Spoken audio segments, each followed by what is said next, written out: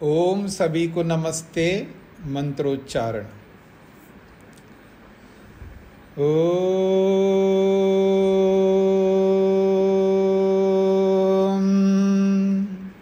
सहना भवतु सहनौ भुनक्तु सह वीर्यं करवावहै तेजस्विनावधीतमस्तु मा विद्विषावहै।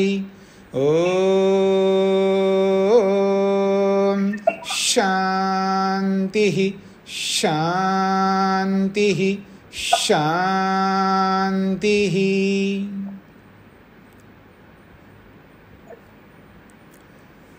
योग दर्शन का 5वां दिन है। योग दर्शन का 5वां दिन।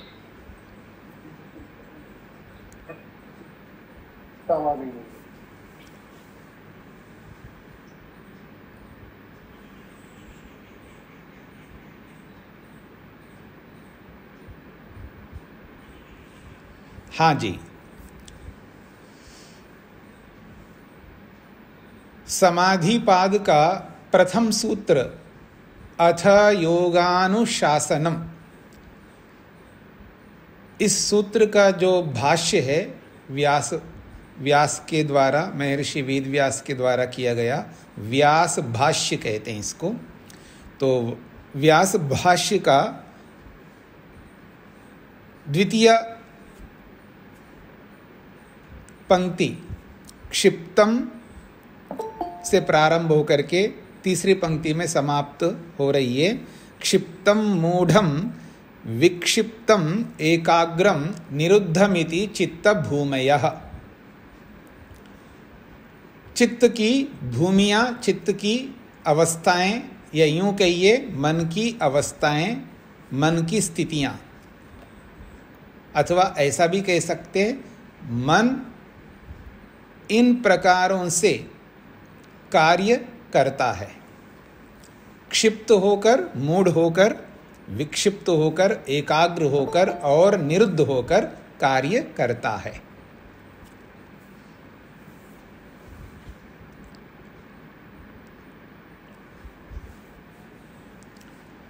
तो क्षिप्त अवस्था को लेकर के हमने विचार किया और मूढ़ अवस्था को लेकर के विचार चल रहा है। मन की मूढ़ अवस्था, इसका उदाहरण दिया था सूअर का। सूअर की जो दशा होती है, वैसी दशा जब हमारी होती है तो हम मूढ़ होकर के कार्यों को करते हैं। और मूढ़ अवस्था की जो पराकाष्ठा है वो निद्रा है। मूढ़ अवस्था की जो पराकाष्ठा है वो निद्रा है। तो निद्रा जो होती है वो मूढ़ अवस्था की पराकाष्ठा का मतलब है मूढ़ अवस्था की अंतिम सीमा। जब मूढ़ अवस्था परिपूर्ण स्थिति में रहती है तब निद्रा की स्थिति होती है। और ये जो निद्रा है, ये मूढ़ अवस्था, मन जब मूढ़ अवस्था में चला जाता है या मूढ़ अवस्था का फाइल खुल जाता है, आपकी भाषा में, मोटी भाषा में मैं कहूँ, तब व्यक्ति मूढ़ होकर के विभिन्न प्रकार के कार्यों को करता है। और उन मूढ़ अवस्थाओं में अंतिम जो कार्य है वो निद्रा है। और आगे चल के निद्रा का प्रसंग आएगा, उसको विस्तार से वहीं पर समझेंगे। तो ये जो मूढ़ अवस्था है, ये मूढ़ अवस्था लाभकारी है और अत्यंत हानिकारक भी है।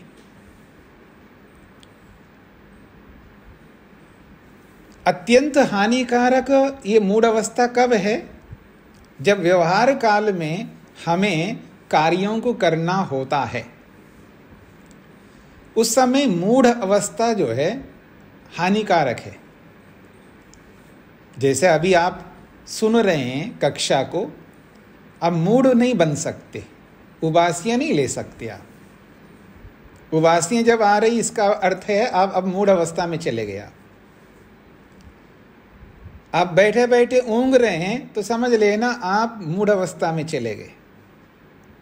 आप झप्पियाँ ले रहे हो तो समझ लेना मूढ़ अवस्था में चले गए। और कोई व्यक्ति तो खर्राटा ही ले रहा होता है बैठे बैठे।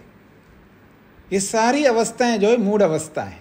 तो जब मन मूढ़ में चला जाता है तो ऐसी स्थितियां बनती है, और ये स्थितियां व्यवहार काल में अत्यंत हानिकारक है।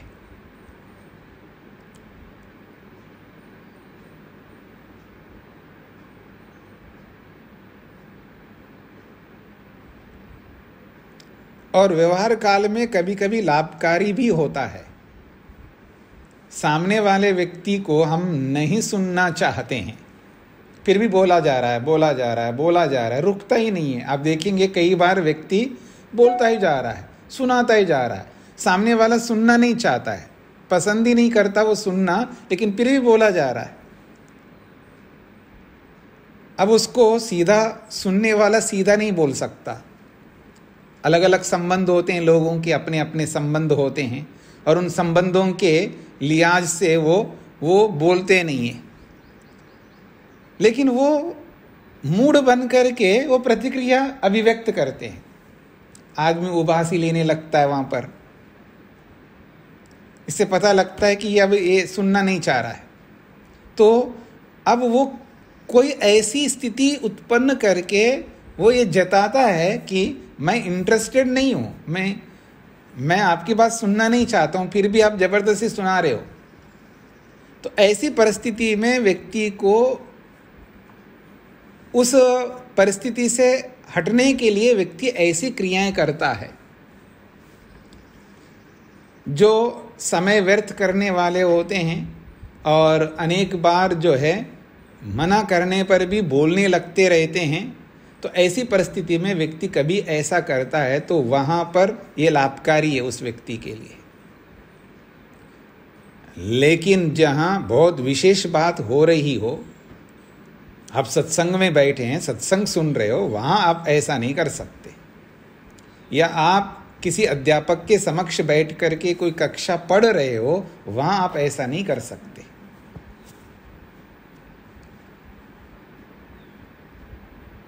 तो कहाँ मूढ़ अवस्था लाभकारी है, कहाँ हानिकारक है, ये भी हमें समझना है।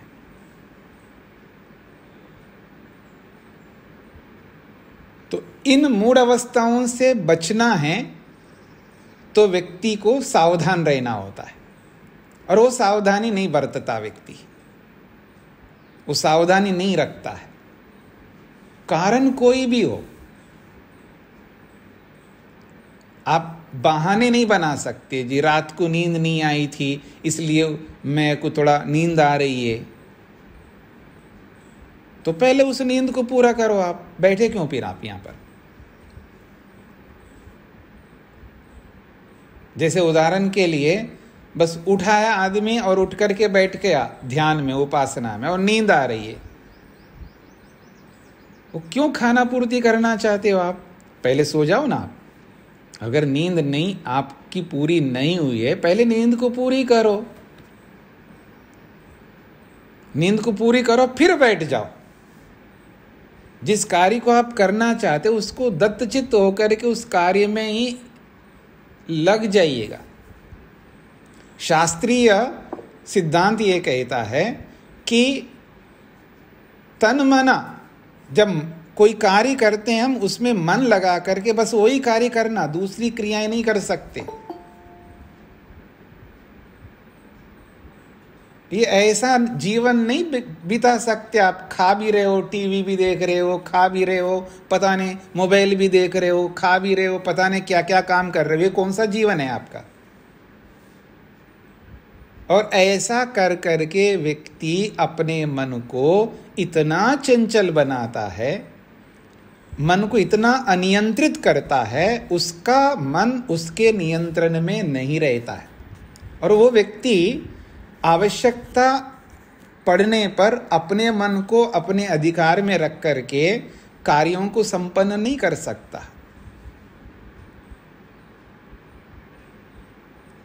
क्योंकि जैसा अभ्यास हम अपने जीवन में करते हैं, और वो अभ्यास जो है हमको वैसा ही बनाए रखता है, उसको बदलने नहीं देता वो अभ्यास। मनुष्य आज एक साथ अनेक काम करने लगता है, उसको ऐसा लगता है बस मेरे को जल्दी से जल्दी अधिक से अधिक कामों को निपटाना है।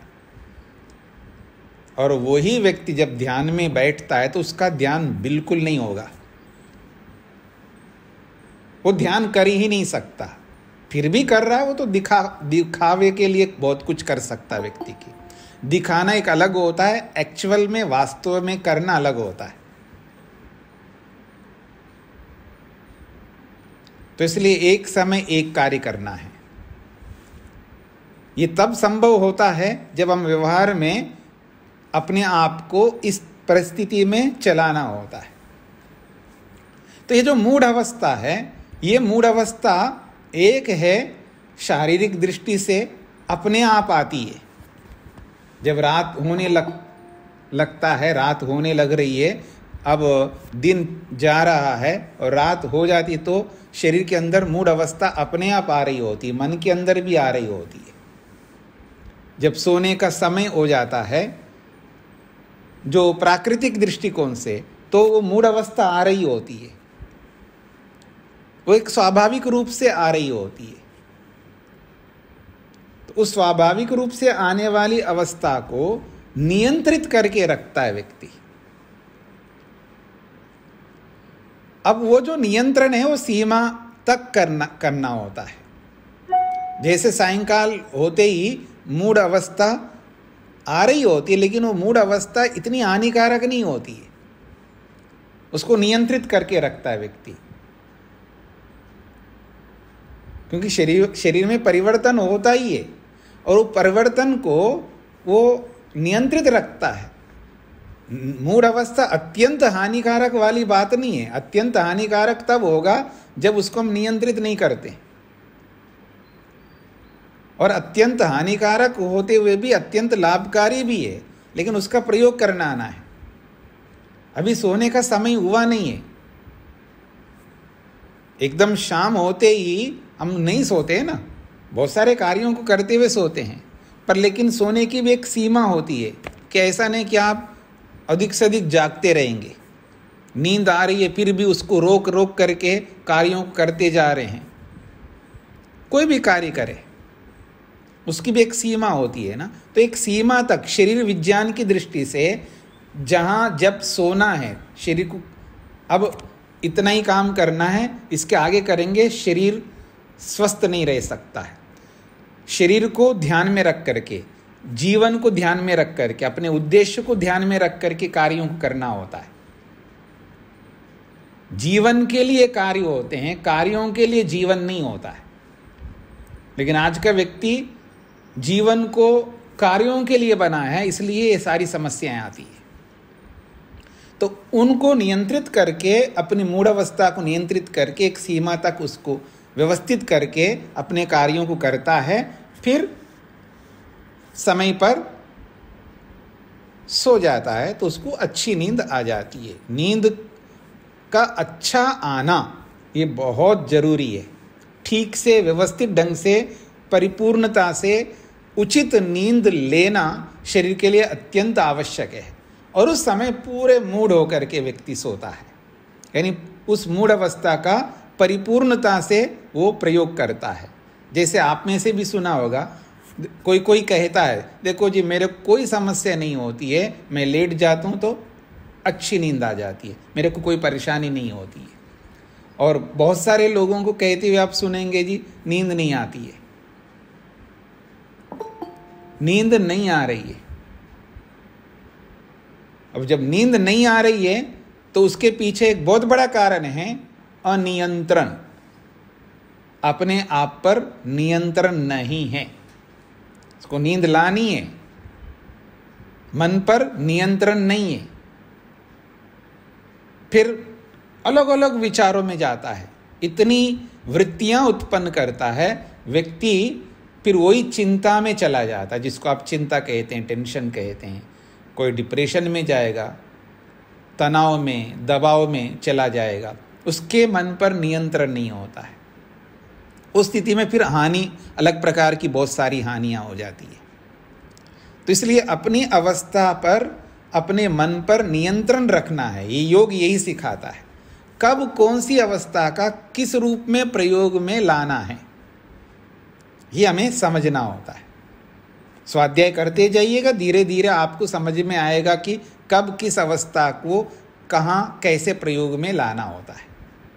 तो ये जो मूढ़ अवस्था है, ये लाभकारी के साथ साथ अत्यंत हानिकारक भी है। तो कब इस मूढ़ अवस्था को रोके रखना है, ये हमें समझना है,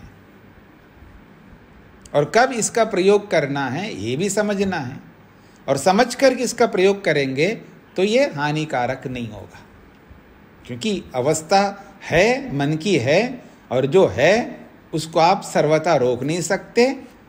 बस ये अवश्य कर सकते, उसका सदुपयोग कर सकते। कोई वस्तु होती है या कोई गुण होता है, वो प्रयोग करने के लिए होता है। ये सार्वभौम सिद्धांत है, यूनिवर्सल लॉ बता रहा हूं मैं आपके सामने। दुनिया में कोई भी एक वस्तु है, अगर वो वस्तु है तो वो वस्तु अपने आप में अच्छी या बुरी नहीं होती है, उसके उपयोग और दुरुपयोग पर अच्छी बुरी होती है। इसको समझने का प्रयत्न करना है। उसको अच्छी बनाना या उसको बुरी बनाना, ये हमारे हाथ में है। तो किसी भी वस्तु को अच्छी बना करके उसका सदुपयोग करो, इसमें कोई आपत्ति नहीं है। उसको बुरी बना करके दुरुपयोग क्यों करो, ये बुद्धिमत्ता नहीं कहलाती है। तो इस दृष्टिकोण से इस मूढ़ अवस्था का सदुपयोग करेंगे तो बहुत ही लाभ मिलेगा।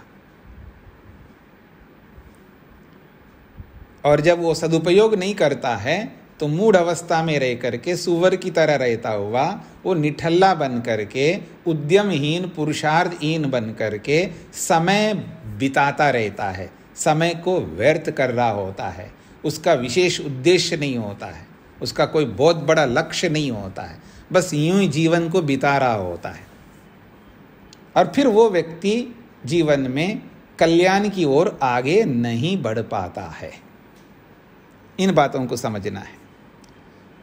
ये दो अवस्थाएं मैंने आपके सामने रख दी। अब तीसरी अवस्था है जिसका नाम है विक्षिप्त अवस्था।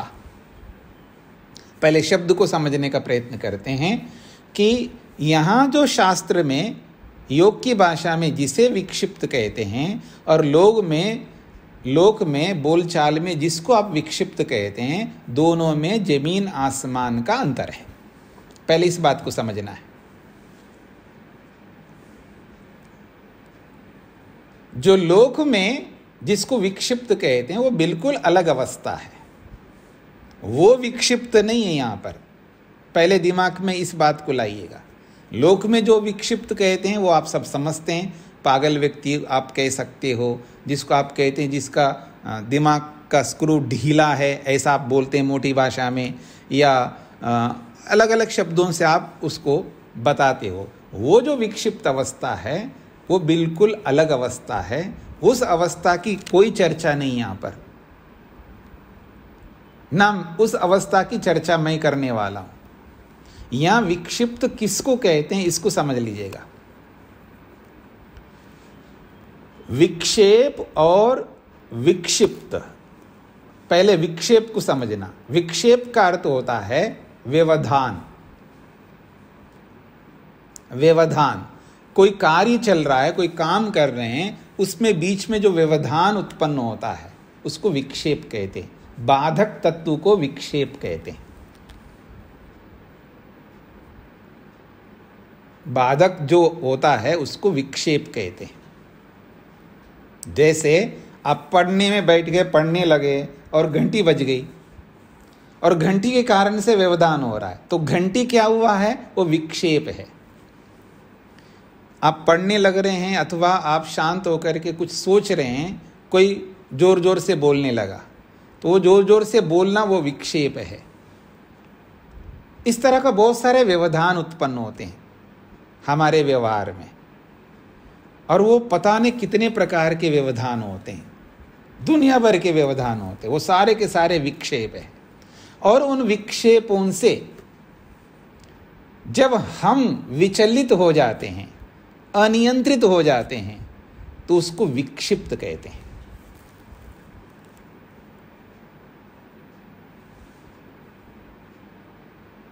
स्पष्ट हो रहा है आप लोगों को?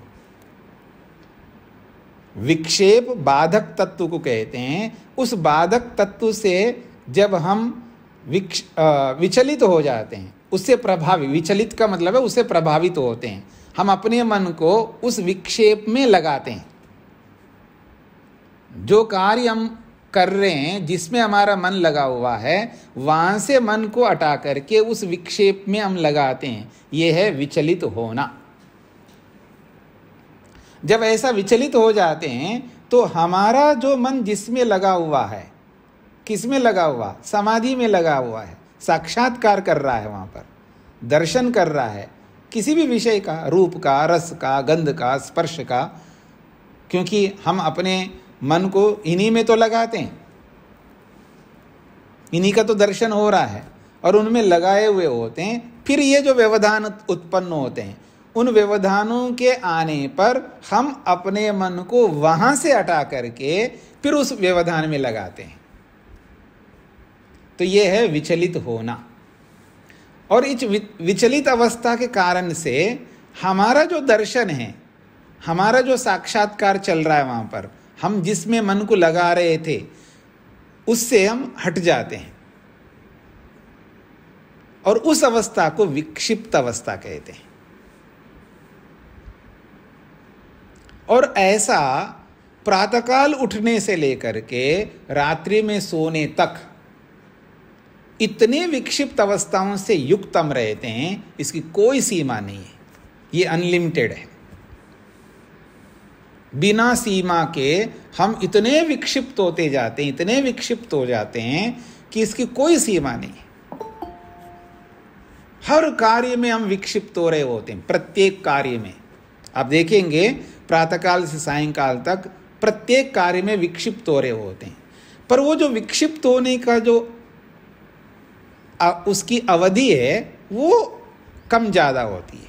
कोई 1 मिनट में विक्षिप्त हो सकता है, कोई 2 मिनट में हो सकता है, कोई 1 मिनट के अंदर कुछ क्षणों में ही विक्षिप्त हो सकता है।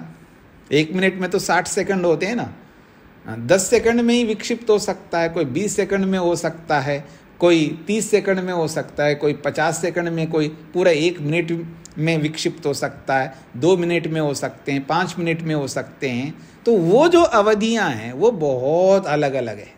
जैसे काम उसी के अनुसार, जैसा हमारा सामर्थ्य उसी के अनुसार ये विक्षेप बहुत बनते हैं।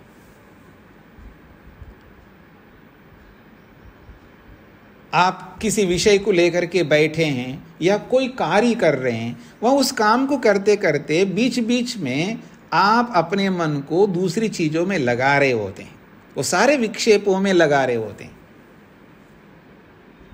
एक तो बाहर के विक्षेप होते हैं, जो बाहर के विक्षेपों के, बाहर के व्यवधानों के कारण से हम अपने मन को उनमें लगाते हैं। उससे अधिक विक्षेप हम स्वयं उत्पन्न करते हैं।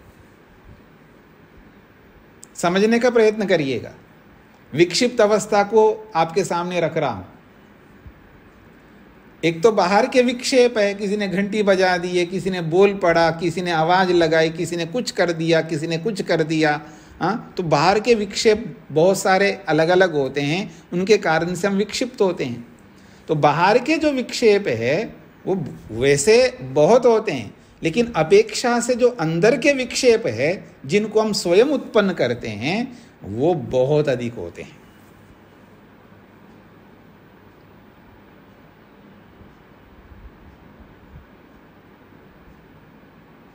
तो जो अंदर के विक्षेप है, जिनको हम स्वयं उत्पन्न करते हैं, पहले बाहर के विक्षेपों को समझने का प्रयत्न करिएगा कि जब हम कोई भी काम करते हैं, उन कामों को करते हुए उन कामों से हटा करके हम दूसरी चीज़ों में लगाते हैं। वो इसलिए लगाते हैं क्योंकि वो व्यवधायक है, वो व्यवधान उत्पन्न करते हैं। और जब जैसे ही व्यवधान उत्पन्न करते हैं अपने मन को वहां से हटा करके उनमें हम लगा रहे होते हैं, उनके साथ जुड़ रहे होते हैं। तो जैसे उनके साथ जुड़ रहे होते हैं, जो हमारी समाधि है वो भंग हो रही है, वो काम रुक गया है। भले वो बहुत सूक्ष्म अंतर होता है, हम वहां लगा के वापस ले आते हैं, वो एक अलग बात है, लेकिन वहां से मन को हटाया हमने, उस समाधि से हटाया है। कोई 1 मिनट के बाद हटाए, कोई 5 मिनट के बाद हटाए, कोई 10 मिनट के बाद हटाए। 10 मिनट के बाद हटाना भी अपने आप में एक बहुत बड़ी बात है। इतना भी वो एकाग्र हो जाए वो भी बहुत अच्छी बात होती है। वो जो 10 मिनट मैंने बोला है, 10 मिनट तक उसका मन विक्षिप्त नहीं हो रहा है, किसी और में नहीं लग रहा है, ये भी बहुत बड़ी बात होती है। ये आप सबको पकड़ना होगा। जब अपने मन का अध्ययन करोगे, जो भी काम करते जाओगे, उस काम को करते हुए अपने मन पर दृष्टि रखना है। अपने आप को सावधान करते हुए अपने मन को पहचानना, समझना होता है कि मेरा मन उसी में लगा हुआ है और मैं उसी को देख रहा हूँ या उसी कार्य को कर रहा हूँ, मेरा मन और जगह नहीं जा रहा है। अथवा जो बीच बीच में व्यवधान उत्पन्न कर रहे हैं, कोई आ रहा है तो उस आते हुए को मैं नहीं देख रहा हूँ, मैं केवल उसी को देख रहा हूँ जिसको देख रहा था। एक नियंत्रण होता है ना, कोई आ रहा है जा रहा है, मेरे को क्या मतलब है, आए जाए, मैं जिस काम में लगा हूं उसी में रहूंगा। ये नियंत्रण होता है व्यक्ति का। और वो नियंत्रण ना करके मैं आपको देखता हूँ, ऐसा भी कर लिया, आपको ऐसा कर लिया, अथवा ऐसे ही देखता हूँ लेकिन आंखें ऐसी टेढ़ी करके बगल वाले को देख रहा हूँ। तो ये जो स्थितियां उत्पन्न कर रहा हूं, मैं कौन कर रहा है? मैं अपने आप ही तो कर रहा हूं। व्यवधान तो आ गए बाहर के व्यवधान, पर बाहर के व्यवधान आने पर उन व्यवधान की ओर मैं आकृष्ट क्यों हो रहा हूं? ये मेरा अनियंत्रण है। और इन्हीं अनियंत्रणों के कारण से हम वहां तक नहीं पहुंच पा रहे हैं जहां तक हम पहुंचना चाहते हैं। जो एकाग्रता हमारे को चाहिए, जिस एकाग्रता से हम ईश्वर तक, आत्मा तक पहुंच सकते हैं, वो नहीं पहुंच पाएंगे। तो ये जो स्थितियां उत्पन्न होती हैं, बीच में जैसे ही व्यवधान आते हैं, उन व्यवधानों से हम प्रभावित हो रहे होते हैं और प्रभावित होकर के अपने मन को वहां से हटा करके उनमें लगा रहे होते हैं। तो जितने भी व्यवधायक है वो सारे के सारे विक्षेप कहलाते हैं। और उन विक्षेपों में अपने आप को, अर्थात अपने मन को लगाना, ये विचलित होना है। और विचलित अवस्था को बनाए रखना विक्षिप्त अवस्था है। और ऐसा मन बहुत बनता है, विक्षिप्त अवस्था में रहता है। अब यहां पर मैं एक बात कह रहा हूं, उस पर ध्यान दीजिएगा। मनुष्य, हर मनुष्य के पास मन के ये 5 अवस्थाएं हैं। और इन 5 अवस्थाओं में अंतिम जो अवस्था है, एकाग्र और निरुद्ध अवस्था, इनको पाता ही नहीं है, प्राप्ति नहीं करता है। मनुष्य उत्पन्न होता है इन 3 अवस्थाओं में, क्षिप्त, मूढ़ और विक्षिप्त में, और इन्हीं में बड़ा होता है और इन्हीं में मर जाता है। इस बात पर ध्यान दीजिएगा, जो मैं कहना चाह रहा हूं इस पर ध्यान दीजिएगा। मन की ये 5 स्थितियां हैं, मन इन 5 प्रकारों में कार्य करता है। लेकिन मनुष्य की स्थिति है कि वो उत्पन्न हो रहा है, सामर्थ्य 5 है लेकिन 3 ही सामर्थ्यों का प्रयोग कर रहा है। इन 3 ही सामर्थ्यों का प्रयोग कर रहा है। क्षिप्त, मूढ़, विक्षिप्त में ही वो पैदा हो रहा है और इन्हीं तीनों अवस्थाओं में बड़ा हो रहा है और बड़ा होकर के इन्हीं तीनों अवस्थाओं में ही रहता है। पूरी जिंदगी, पूरा जीवन इन्हीं तीनों अवस्थाओं में ही चला रहा होता है और फिर इन्हीं तीनों अवस्थाओं में ही मर जाता है।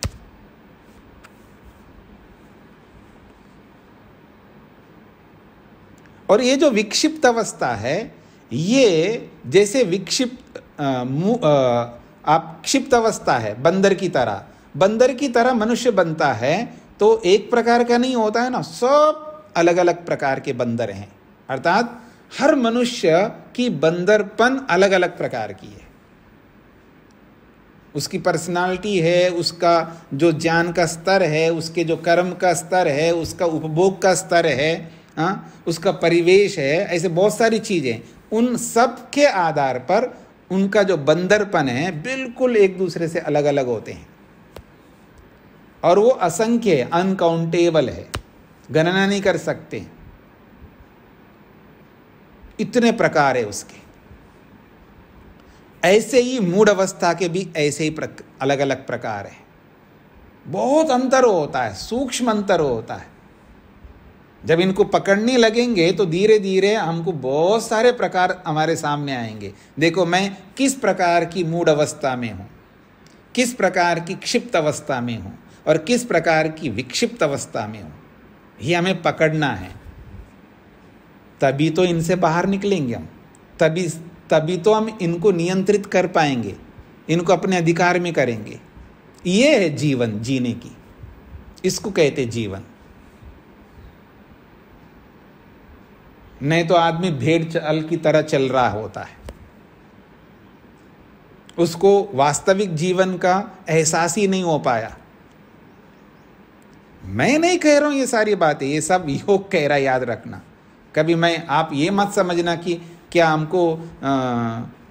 हमको क्या समझ रहे हैं, ये हम कुछ भी नहीं है। मैं ये नहीं कहना चाह रहा हूँ, मैं जो भी कुछ कह रहा हूँ यहाँ के हिसाब से कह रहा हूँ। योग क्या है वो यही बता रहा है, इसको समझने का प्रयत्न करिएगा। कोई अपने ऊपर ऐसा लेकर के परेशान होने का, मेरा किसी को परेशान करने का मेरा कोई उद्देश्य नहीं है। उद्देश्य मेरा यह है यथार्थता को प्रस्तुत करना, वास्तविकता को सामने रखना। वास्तविकता क्या है, हम लोग अंधेरे में ना रहे, अपने आप को पता नहीं क्या मानने लग जाए हम लोग, ऐसा नहीं। वास्तविकता में भी हमको आना है, वास्तविकता को समझना है और वास्तविकता में जीना भी है। केवल सुनना नहीं है, केवल सुनाना नहीं है, हमको उस स्थिति में पहुंचना है। ये अलग बात है, कौन कितना प्रतिशत पहुंचता है वो उसके पुरुषार्थ के ऊपर निर्भर करता है। तो ये जो विक्षिप्त अवस्था है वो अलग अलग प्रकार की होती है। जैसे उदाहरण देता हूं मैं, डॉक्टर है कोई, डॉक्टर भी अनेक प्रकार के होते हैं, सबकी विक्षिप्त अवस्था अलग अलग प्रकार की होंगी। इंजीनियर हैं तो उनकी भी अलग अलग, मान लो सन्यासी है, सन्यासियों की विक्षिप्त अवस्थाएं अलग अलग होंगी। चाहे वो वानप्रस्थी है तो उसकी विक्षिप्त अवस्थाएं अलग अलग होंगी, गृहस्थ की अलग अलग होंगी, विद्यार्थी की अलग अलग होंगी। फिर विद्यार्थियों में भी एक कैटेगरी के नहीं है, अलग अलग प्रकार के विद्यार्थी है, अलग अलग प्रकार के गृहस्थी है, अलग अलग प्रकार के वानप्रस्थी है, अलग अलग प्रकार के सन्यासी है। तो ऐसे आप देखेंगे इतने प्रकार बन जाएंगे, उसकी कोई सीमा नहीं है। पर हम जिस अवस्था में हैं उस अवस्था में अपनी विक्षिप्त अवस्था को समझने का प्रयत्न करना है। और ये भी मैं आपके सामने रखता हूं स्पष्ट रूप से। कोई इस एक यहां पर जो योग दर्शन में बताई गई जो एकाग्र अवस्था है, इस एकाग्र अवस्था में अमूमन कोई नहीं रहता। उस एकाग्र अवस्था में रहना कोई खेल नहीं है। वो अभी जब उसके बारे में समझेंगे तो आपके सामने स्पष्ट हो जाएगा कि क्या मैं एकाग्र अवस्था में रहता हूं, नहीं रहता हूं। मेरे को बताने की आवश्यकता नहीं है, आपको पूछने की भी आवश्यकता नहीं पड़ेगी। अपने आप आपको समझ में आएगा मैं कहाँ पर खड़ा हूँ, ये आपको अपने आप समझ में आ जाएगा। इसके आधार पर तो ये जो विक्षिप्त अवस्था है, सामान्य से लेके बहुत उत्कृष्ट विक्षिप्त अवस्था होती है। और हम सब विक्षिप्त अवस्था में रहते, याद रखना, हम सब विक्षिप्त अवस्था में रहते हैं। जिसको आप एकाग्र, ये आदमी एकाग्र हो रहा, वास्तव में वो आपेक्षिक एकाग्रता जरूर है, यहाँ वाली एकाग्रता तो बिल्कुल नहीं है। यहाँ वाली एकाग्रता में कोई नहीं होता है, ये वही होता है, उसके जो लक्षण हैं वो लक्षण जिसमें होंगे। जब उसको पढ़ेंगे एकाग्र अवस्था को, उससे आपको स्पष्ट हो जाएगा। जैसे बहुत बड़ा स्कॉलर है, मान लीजिएगा बहुत अधिक विद्वान है, वो भी विक्षिप्त अवस्था में है, लेकिन सामान्य लोगों की विक्षिप्त अवस्था से उसकी विक्षिप्त अवस्था बहुत उत्कृष्ट होगी। विक्षिप्त अवस्था होती कैसे, इसको थोड़ा समझ लीजिएगा। जैसे कि मान लीजिएगा आप दत्तचित्त होकर के कोई काम कर रहे हैं, मन लगाते हो उसमें और उसको अच्छी तरह कर रहे हो, पर इसका ये अर्थ नहीं कि केवल उसी में आपका मन लगा है। बीच में कभी 5 मिनट के बाद कहिए, 10 मिनट के बाद कहिए, या 15 मिनट के बाद कहिए, उस विषय से आप अपने मन को हटाते हो। एक होता है बाहर जो बाह्य वस्तुएं हैं उनमें लगा सकते हो, एक अंदर ही अंदर बाह्य वस्तुओं के बारे में विचार नहीं करते हैं, लेकिन अंदर ही अंदर स्वयं आप कोई ना कोई विचार उठा लेते हो, बीच में उठा करके उसमें लगा देते हो अपने मन को। इसको वृत्तियां कहते हैं योग की भाषा में। किसी न किसी वृत्ति में अपने मन को लगाते हैं। वो कितने देर तक लगाते हो वो आपके लगाने के ऊपर निर्भर करेगा, पर लगाते जरूर है। फिर वापस लाते भी हो जब पता लगता है, और नहीं लगता है तो वहीं लगे रहते हो। और वो जो स्थिति हमारी, वो उस समय की जो अवधि जो होती है वो अलग अलग योग्यताओं से अलग अलग होती है। आपको लगता है मैं तो बहुत एकाग्र होता हूं, वो एकाग्रता विक्षिप्त अवस्था वाली एकाग्रता है। विक्षिप्त अवस्था में जो एकाग्रता होती है वो क्षिप्त और मूढ़ अवस्था से बिल्कुल अलग होती है। और ये विक्षिप्त अवस्था वाली जो एकाग्रता है वो बहुत लाभकारी है। उसी से तो आप इतने करामात कर पा रहे हैं। आप इंजीनियर बने, आप डॉक्टर बने, आप वकील बने, आप बिजनेसमैन बने, आप नौकरी करने वाले बने, आप कुछ भी बने हो। ये सारी जो योग्यताएं व्यक्ति के अंदर, ये जो विशेषताएं, जो क्वालिटीज़ हैं, ये सब इन्हीं विक्षिप्त अवस्थाओं वाली ही है। वो मतलब इस विक्षिप्त अवस्था को लौकिक दृष्टि से अगर मैं बोलूं, वो खराब अवस्था नहीं है, बहुत अच्छी अवस्था है। अपेक्षा से वो क्षिप्त अवस्था से, मूढ़ अवस्था से बहुत अच्छी अवस्था है। लेकिन जिसको समाधि कहते हैं, योग वाली समाधि, जिसको योग कहा जाता है, वो समाधि इस विक्षिप्त अवस्था में नहीं लगती। तो उसकी अपेक्षा से वो निम्न स्थिति का है। जहां हमें दर्शन करना है आत्मा परमात्मा का, अथवा इस पूरी सृष्टि का जो रॉ मटेरियल है, जो भी है, उसका दर्शन करना है। यानी सृष्टि को, प्रकृति को भी साक्षात्कार करना है और आत्मा परमात्मा का भी साक्षात्कार करना है। और उनका जो साक्षात्कार है, उनकी जो समाधि है, उनको जो योग बोला है, वो योग इस विक्षिप्त अवस्था में नहीं लग सकता। इसलिए जो हमारी जो एकाग्रता है वो यहां वाली एकाग्र अवस्था नहीं है। इस बात को समझने का प्रयत्न करना। हाँ, हमारी जो एकाग्रता है वो विक्षिप्त अवस्था वाली एकाग्रता है, लेकिन जिस व्यक्ति की जितनी स्थिति है या जिसका जितना स्तर है, उसके स्तर के हिसाब से उसकी विक्षिप्त अवस्थाएं होती है। जैसे एक सामान्य व्यक्ति है और एक साइंटिस्ट व्यक्ति है, दोनों विक्षिप्त अवस्था में रहते हैं। ना साइंटिस्ट एकाग्र होता है, ना ये सामान्य व्यक्ति एकाग्र होता है। यहां की एकाग्रता की बात कर रहा हूं मैं। इसको समझने का प्रयत्न करिएगा। ये बहुत समझने योग्य बातें हैं और गंभीर बातें हैं, और ये बातें आपको समझ में आ जाएगी। थोड़ा सा आपको धैर्य रखना है। अभी अपनी मानसिकता अलग ढंग से मत बनाइएगा, बस केवल सुनिएगा। आपको अवश्य इसका समाधान धैर्य से, आपको जब एकाग्र अवस्था को जब मैं आपके सामने रखूंगा तब आपको बहुत क्लियरली स्पष्ट हो जाएगा। तब तक आपको थोड़ा धैर्य रख करके सुनना है मेरी बातों को, और सुन करके इन बातों को समझ करके इसको स्थिर करना अपनी मेमोरी में, ताकि आप तुलना कर सके, कंपैरिजन कर सके। मैंने एक बात कही है, जो साइंटिस्ट होता है वो हम सब लोगों की अपेक्षा बहुत अधिक एकाग्र होता है। उसी का करामात है जो आज इतने सारे साधनों का हम प्रयोग कर रहे हैं, तो भी वो योग की एकाग्रता वाली अवस्था में बिल्कुल नहीं रहता है, उसकी वो एकाग्रता है ही नहीं है। उसकी एकाग्रता विक्षिप्त अवस्था वाली एकाग्रता है। लेकिन विक्षिप्त अवस्था में जो उत्कृष्ट स्थिति है वो उस साइंटिस्ट की होती है, क्योंकि विक्षिप्त अवस्थाएं भी बहुत सारी होती है ना, तो विक्षिप्तों में भी तो सर्वोत्कृष्ट अवस्था होती है, वो वैज्ञानिकों की होती है, पर वो एकाग्र नहीं होते हैं।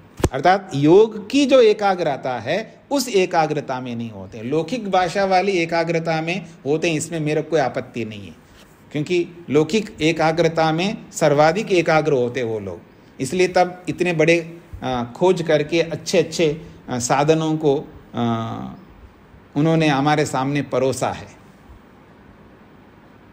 उनका कोई अपमान नहीं चल रहा है, याद रखना। ये केवल स्थिति बताई जा रही है, उनकी क्या स्थिति है और यहाँ की क्या स्थिति है, वो स्थितियाँ तुलना की जा रही। जब तुलना की जाती है तो वहाँ पर किसी का अपमान, किसी का सम्मान नहीं चल रहा होता, केवल वस्तु स्थिति बताई जा रही होती है।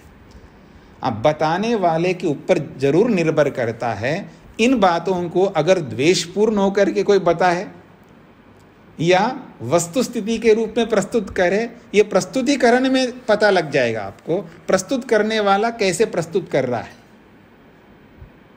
इस पर आपको पता लगेगा। प्रस्तुतकर्ता में दोष हो सकता है, लेकिन जो प्रस्तुति है उसमें कोई दोष नहीं है। इस बात को समझने का प्रयत्न करना।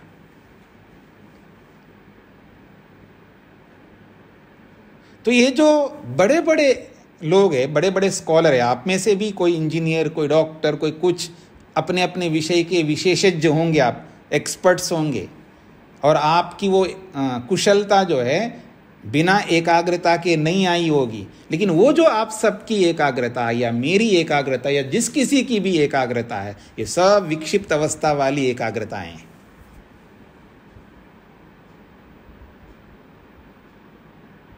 क्यों ऐसा बोला जा रहा है? क्योंकि हमारे में वो नियंत्रण बिल्कुल नहीं है।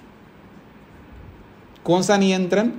कि हमें राग उत्पन्न ना हो, बिना राग के हम इन सब कार्यों को कर सके, बिना द्वेष के इन सब कार्यों को कर सके, बिना मोह के इन सब कार्यों को कर सके। बड़े से बड़े साइंटिस्ट, बड़े से बड़े स्कॉलर या जो कोई भी हो सकता है, जो राग से रहित हो तो आप दिखाए, द्वेष से रहित हो ये दिखाइए, मोह से रहित है तो दिखाइए। ये बिल्कुल नहीं हो सकता। उन सब के अंदर राग, द्वेष, मोह ये तीनों भर करके रहते हैं। मैंने क्या बोला? भर करके रहते हैं, हर व्यक्ति में रहते हैं। लेकिन वो उनका जो प्रयोग है वो उसी स्टैंडर्ड से होंगे। स्टेटस होता है ना, व्यक्ति का अपना अपना स्टैंडर्ड होता है। कोई गलत क्रिया कोई करता है, वो गलत क्रिया का भी अपना स्टैंडर्ड होता है। जो बहुत अधिक पठित व्यक्ति होता है उस गलत को वो अलग ढंग से करता है। बिल्कुल अनपढ़ आदमी उसी क्रिया को करेगा तो वो गलत क्रिया को अलग ढंग से करेगा, वो प्रेजेंटेशन अलग होगा, लेकिन दोनों गलत कर रहे होते हैं। राग दोनों कर रहे होते हैं। अनपढ़ भी राग करता है, बहुत पढ़ा लिखा भी राग करता है, दोनों के रागों में बहुत अंतर होगा। द्वेष भी दोनों कर रहे होते हैं, द्वेष, लेकिन दोनों के द्वेष में बहुत अंतर होता है, जमीन आसमान का। एक साइंटिस्ट व्यक्ति भी द्वेष कर रहा है और एक बिल्कुल साधारण आदमी भी द्वेष कर रहा है। एक विद्वान, एक स्कॉलर भी द्वेष कर रहा है, एक बिल्कुल अनपढ़ आदमी द्वेष कर रहा है। एक इंजीनियर भी द्वेष कर रहा है और इंजीनियर के नीचे जो काम करने वाला, जो जिसको आप शूद्र कहते हैं, लेबर कहते हैं, उसके द्वेष में बहुत अंतर होता है। दोनों द्वेष कर रहे हैं, लेकिन दोनों के द्वेष में बहुत अंतर है। द्वेष की जो वैरायटी है बिल्कुल अलग अलग है। वो आपको समझ में आ रहा होगा जो मैं कहना चाह रहा हूं। चाहे वो इंजीनियर हो, डॉक्टर हो, वो सन्यासी हो, चाहे वो वानप्रस्थी हो, चाहे वो ब्रह्मचारी हो, चाहे आचार्य हो, चाहे कोई भी हो, जिसको यहाँ वाली एकाग्रता नहीं मिली, वो सब के सब, चाहे वो सन्यासी हो, चाहे वो वानप्रस्थी हो, चाहे कोई अस्थि हो, वो सब इस राग से, द्वेष से, मोह से बचे नहीं है। और उन सब की स्थितियां ये विक्षिप्त अवस्था वाली स्थितियां हैं, चाहे कोई भी हो।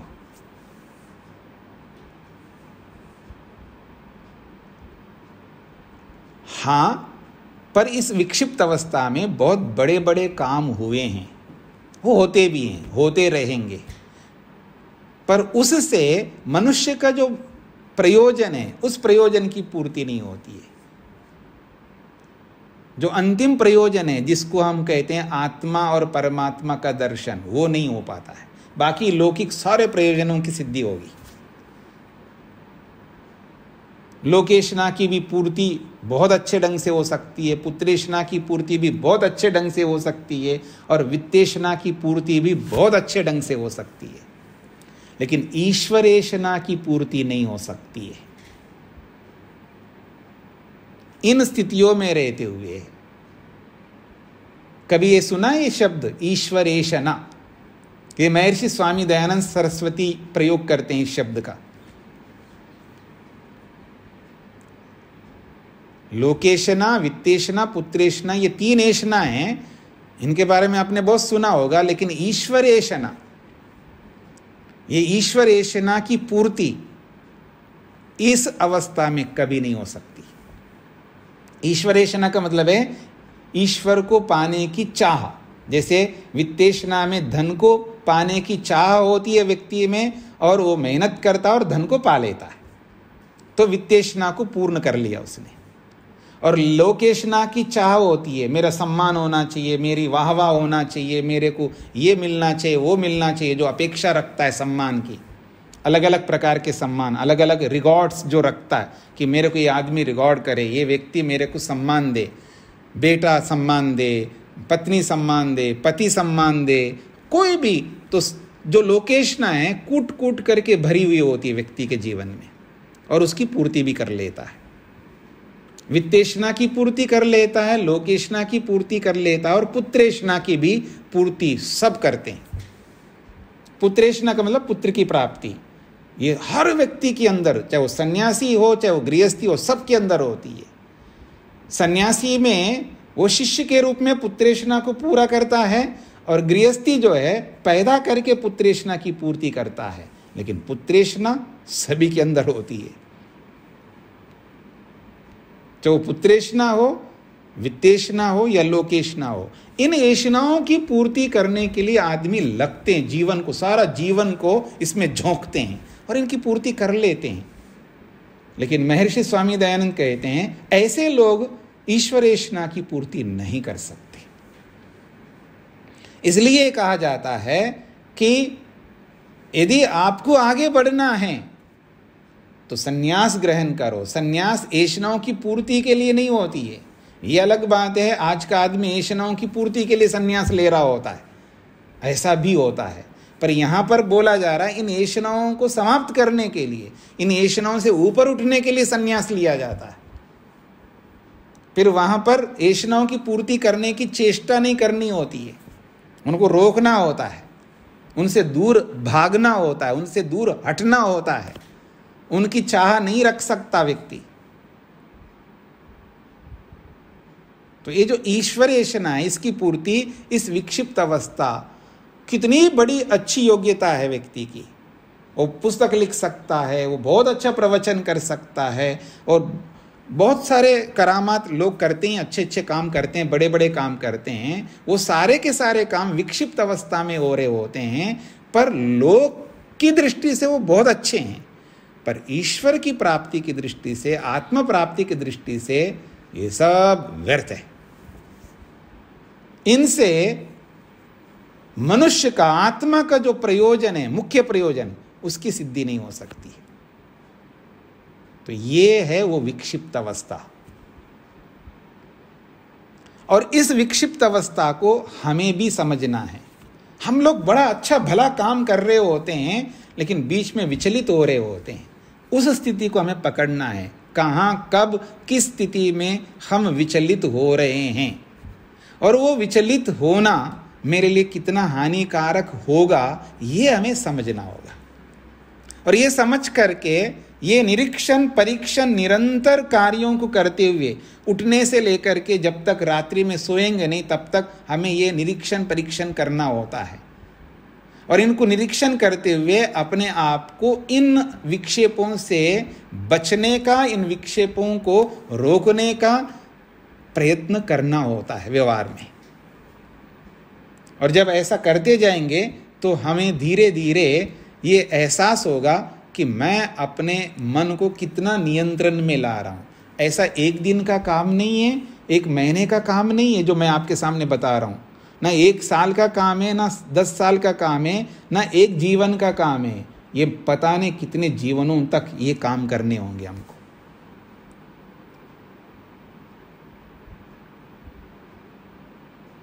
अब आपके सामने रखता हूं। ऊब जाते हो ना आप? ऊबना समझते हैं ना, बोर हो जाते हो। अब याद रखना, इस योग में प्रवेश करना है तो अब बोर होना क्या होता है उसको भुलाना होगा। ऊब नहीं सकते अब आप। हाँ जी, एक ही चीज सुन सुन करके बस ऊब गया हूं तो समझ लेना आप आउट, अलग हो गए। अब ऊब नहीं सकते आप। एक ही सब्जी, एक ही दाल, एक ही प्रकार की चीज़ें, एक ही प्रकार के कपड़े, एक ही चीज़, इस तरह के बहुत दुनिया भर के जो व्यवहार में आप लोग करते हैं उनसे बहुत ऊबते हो, बोर होते हो। वो इतना अभ्यास हुआ है व्यक्ति के जीवन में, बहुत जल्दी जल्दी ऊब जाता है। अब ये ऊबना, वो जो स्थिति है, इसको जीवन में से दूर करना होगा। अगर इस मार्ग में चलना है तो आप ऊब नहीं सकते। ऊबता कौन है? समझता जो नहीं है वो ऊबता है, याद रखना। वो व्यक्ति ऊबता है, वो व्यक्ति बोर होता है। जिससे वो बोर हो रहा है उसको नहीं समझता, इसलिए वो बोर होता है। अगर समझता होता तो कभी बोर नहीं होगा वो। ये भी हमको ये इस योग से समझना है। समझना तो बहुत कुछ है, तो धीरे धीरे आपके सामने आता जाएगा। तो ये जो विक्षिप्त अवस्था है, इस विक्षिप्त अवस्था को समझने का प्रयत्न करिएगा और समझ करके इसको पकड़ने का प्रयत्न करिएगा। अपने आप को उसके साथ जोड़िएगा। जो भी काम हम कर रहे होते हैं तो सबसे पहले ये पहचानने का प्रयत्न करिएगा कि मैं क्षिप्त होकर के कर रहा हूँ या मूढ़ होकर के कर रहा हूँ या विक्षिप्त होकर के कर रहा हूँ। पहले इन 3 स्थितियों को समझने का प्रयत्न करिएगा व्यवहार काल में, उठने से लेकर के रात्रि में सोने तक। उनको पकड़ते जाइएगा, देखते जाइएगा। परिभाषा आपके सामने तीनों की आ चुकी है। क्षिप्त क्या होता है, मूढ़ क्या होता है और विक्षिप्त क्या होता है। अब इनको समझते हुए व्यवहार में इन सबको समझने का प्रयत्न करते जाएंगे तो धीरे धीरे धीरे धीरे आपके सामने सारी बातें आ जाएंगी। तो आपको लगेगा हाँ, मैं यहाँ क्षिप्त होकर के कर रहा हूँ, बंदर की तरह बन रहा हूँ, और यहाँ मैं सुअर की तरह बन रहा हूँ, और यहाँ मैं शाना बन रहा हूँ। विक्षिप्त अवस्था, ठीक है जी। तो ये आपको समझ में आएगा। तो इसको इतना ही रखता हूँ। अब आपको किसी को कुछ प्रश्न करना हो, इन जो मैंने अभी बातें रख के इसमें कोई बात आपको समझ में नहीं आ रही हो या किसी को और स्पष्ट करना हो, राजीव जी को क्या पूछना है?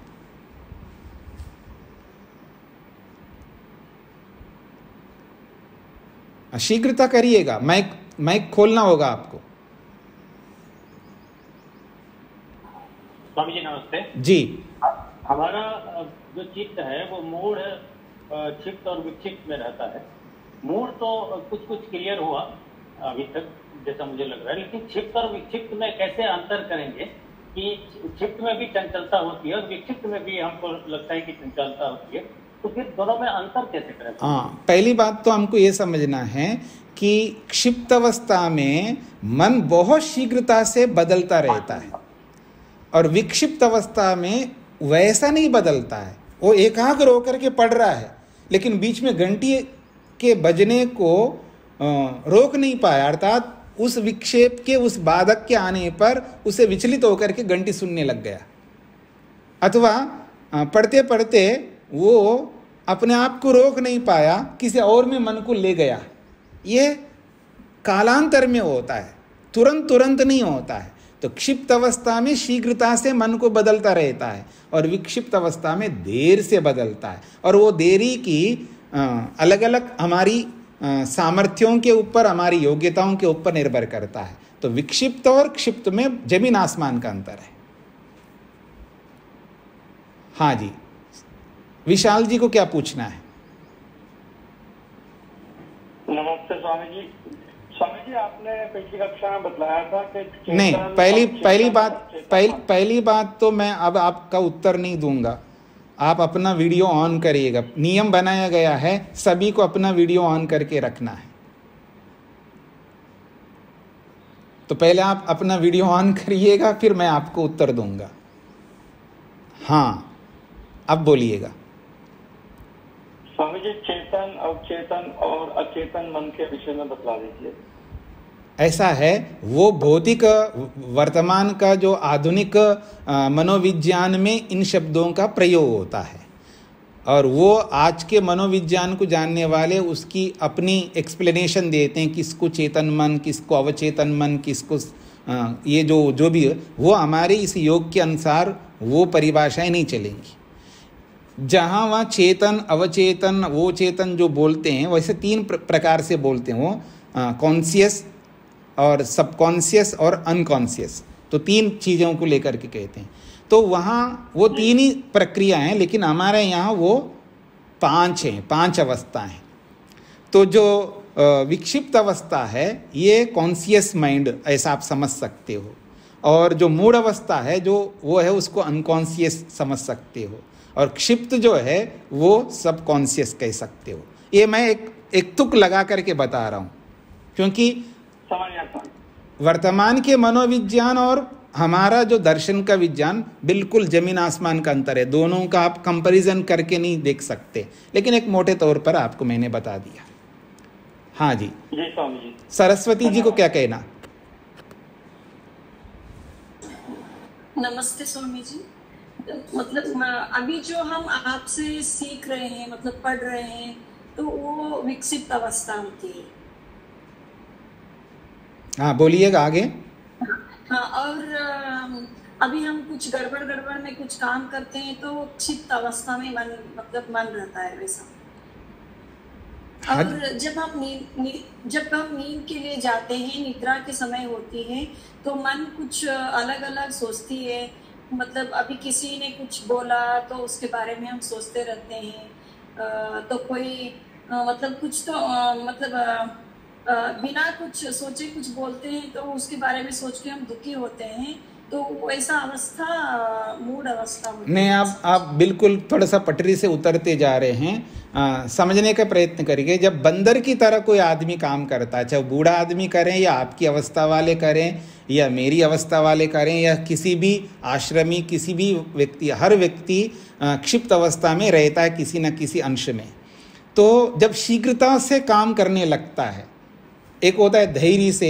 मान लीजिए मैं पुस्तकें उठा रहा हूँ, एक उदाहरण दे रहा हूँ, मैं आपको आराम से पुस्तकें ठीक से उठा रहा हूँ, एक बहुत जल्दी पुस्तकों को ये उसको उठाया, उसको उठाया, ऐसा उठाया, मतलब उसमें देखने से पता लगता है व्यक्ति वो अनियंत्रित होकर के कर रहा है। तो पता लगेगा क्षिप्त होकर के कर रहा है, बंदर की तरह कर रहा है, वो बंदरपन है। और जो मूड जिसको पहले सुनिएगा, आपको समझना है, थोड़ा धैर्य रखना है। फिर जिसको मूड कहते हैं ना, जैसे आप सुन रहे हो, सुनते हुए ऐसे एक उबासी ले रहे हैं आप, ये जो उबासी लिया आपने, ये मूड अवस्था वाली स्थिति है। अथवा आप बैठे ऐसे कर लिया आपने, मतलब ऊँग रहे हैं, तो ये मूड अवस्था से है। और बैठे हैं, सुन रहे हैं, ऐसा लगता है, लेकिन सुन नहीं रहे होते हैं, आपको समझ में नहीं आ रहा है क्या हो रहा है, वो मूड अवस्था है, वो तंद्रा की स्थिति है। और आंख बंद करके आराम से खर्राटे ले रहे हो, नींद ही ले रहे हो, तो ये भी मूड अवस्था का पराकाष्ठा है। इसको मूड अवस्था कहते हैं। आप सोच रहे हैं, वो सोच रहे हैं, ये सोच रहे हैं, कुछ वो वाली स्थितियां इसमें मत लाइए मूड अवस्था में। स्पष्ट हो गया आपको? हाँ, ठीक है। शैलेंद्र जी को क्या पूछना है?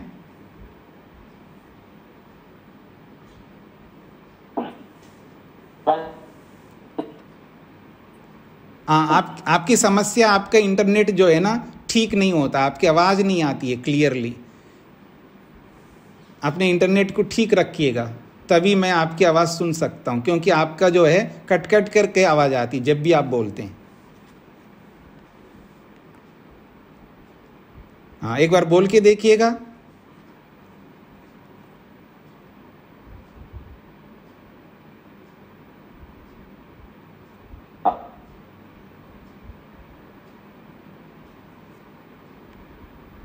हाँ जी, देखिएगा उनका इंटरनेट जो है ना वो इतना अच्छा नहीं है। जी, नेट सही नहीं है, गांव पर हूँ स्वामी जी। हाँ, तो फिर आप प्रश्न नहीं करिएगा, क्योंकि वो स्पष्ट नहीं हो पाएगा।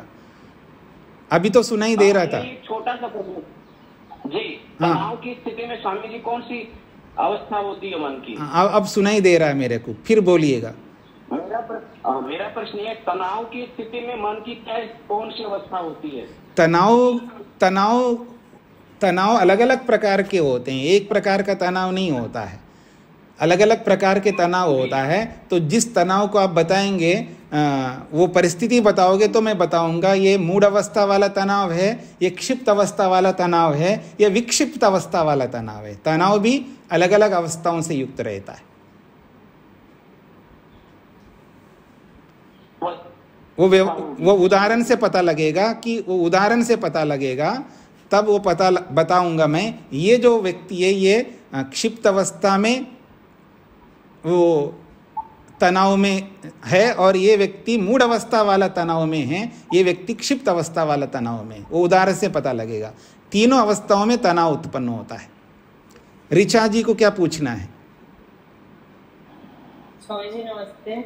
जी स्वामी जी, मुझे पूछना है कि हम मन को की अवस्थाएं समझ रहे हैं, तो ये जैसे सारे दिन में हमेशा अलग अलग स्थिति में ही रहता है कि दिन के काल का भी असर पड़ता है? कि सुबह के समय कोई स्थिति, कुछ लोग, मतलब मुझे ऐसे लगता है कि ज्यादा शांत होता है मन, फिर सूर्योदय के बाद से लेके शाम तक, तो इसके बारे में कुछ? हाँ जी, ये बिल्कुल होता है। प्रातःकाल की स्थिति में मन जो है शांत रहता है, सात्विक रहता है। वो दूसरा सूत्र जब हम पढ़ेंगे ना, उस समय इसकी विवेचना करूँगा, उसका विस्तार करूँगा।